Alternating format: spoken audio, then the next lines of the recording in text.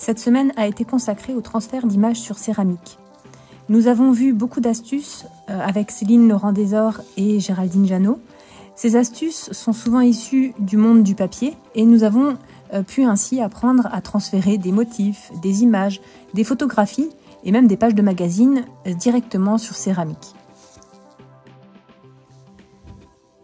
Les techniques de transfert d'images sur pièces crues sont multiples. Nous avons par exemple vu la lithographie qui permet, grâce à un mélange d'huile de lin, de gomme arabique et d'un oxyde pour lui donner de la couleur, de transférer des images très contrastées en noir et blanc sur des tessons. L'atelier photolithographie qui est prêt pour faire un transfert d'images directement sur terre crue. Ça vous donne une idée de ce qu'on pourra faire comme projet. Et on utilise ici une encre céramique. C'est de l'huile de lin qui sera mélangée avec un pigment. Donc on va prendre cette poudre d'oxyde et on va la mélanger à notre huile de lin, ce qui va nous faire non pas un jus d'oxyde, parce que le jus d'oxyde sera complètement liquide. Là on appelle ça une encre céramique, qui sera un petit peu plus, pas pâteuse, mais plus sirupeuse. Delphine, est-ce que tu peux m'expliquer ce que tu vas faire? Oui. Là en fait on va faire de la lithographie et donc du coup on a besoin d'encre. Et pour les encres, moi je suis en train de me préparer une base d'oxyde avec de l'huile de lin. Et je vais essayer de reproduire en fait cet oxyde qui est un mélange de cobalt et de chrome. Et aussi cet oxyde-là, c'est des anciens essais que j'avais fait où je voudrais essayer de récupérer la couleur violette. Voilà, donc là je vais mesurer avec une balance de précision l'huile de lin que je vais mettre dedans.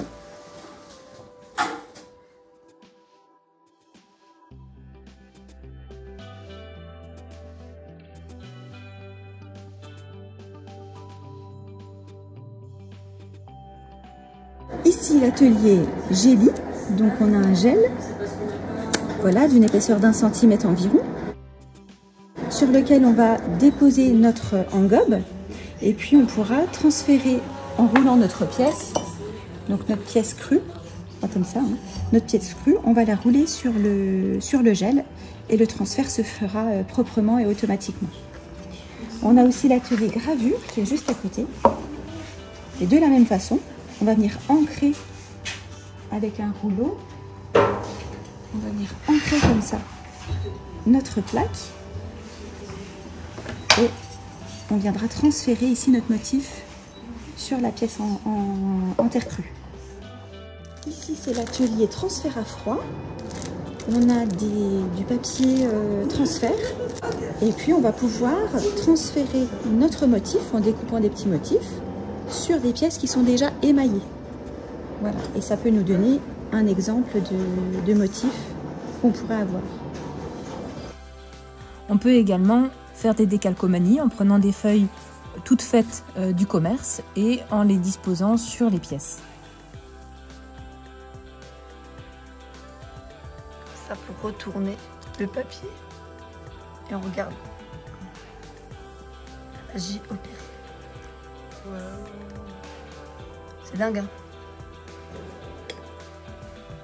Sur une pièce biscuitée, on peut tout à fait dessiner directement, par exemple avec un crayon d'oxyde. L'atelier de transfert aussi, petites images qui sont imprimées et on va les transférer directement sur nos motifs. Ensuite, il suffira de les passer au micro-ondes ou au four et on obtiendra une jolie pièce décorative. C'est le seul atelier qui sera non alimentaire après décor. Monotype, on va faire principalement un atelier avec de l'engobe, en utilisant de l'engobe, et on utilisera de la terre crue. On pourra utiliser des pipettes d'engobe, on pourra utiliser des pinceaux, des images qui sont imprimées en couleur. On pourra faire le transfert en couleur sur nos pièces en terre crue.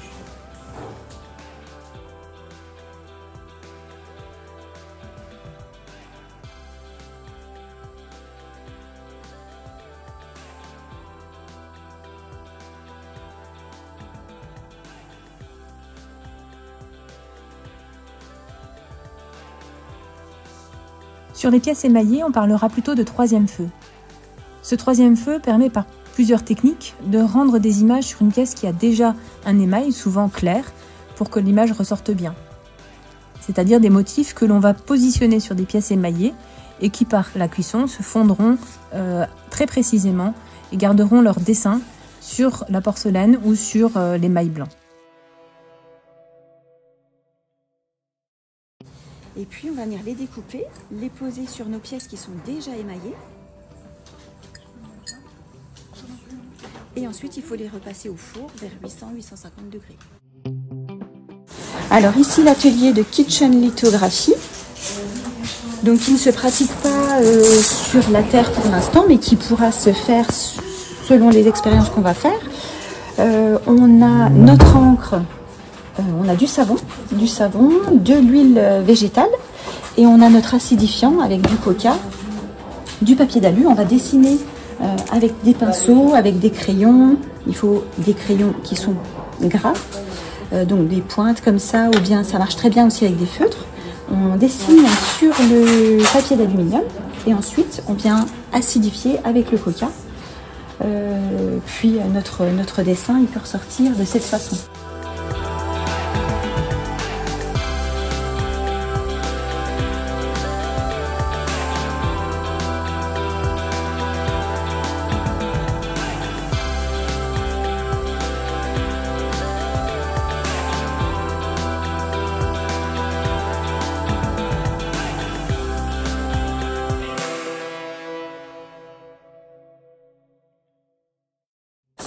On a l'original qui était dessiné là et il se transfère sur du papier.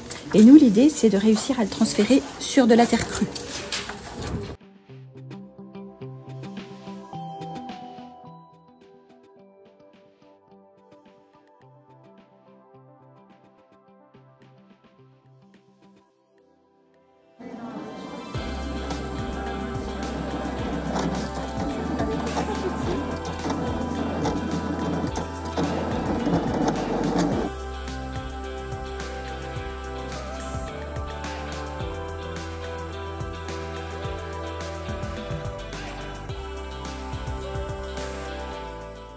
Ici, l'atelier gravure sur briques d'aluminium. Voilà les briques toutes simples. Donc on les découpe et on va utiliser l'intérieur. On va pouvoir dessiner au préalable un motif avec notre crayon de papier et ensuite on va venir le graver et enlever les petits morceaux de papier d'aluminium, ce qui va nous faire une toute petite légère différence d'épaisseur. Et cette différence d'épaisseur, c'est ce qui va nous donner le motif. Une fois notre motif gravé, on va ancrer et puis on va lessiver l'excédent et dans les creux, notre encre va rester.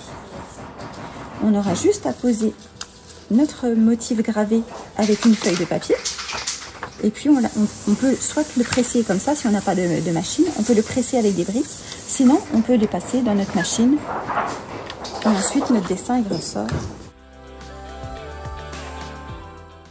On a par exemple essayé le cyanotype à base de gélatine et comme un cyanotype sur le papier qui fonctionne grâce aux ultraviolets.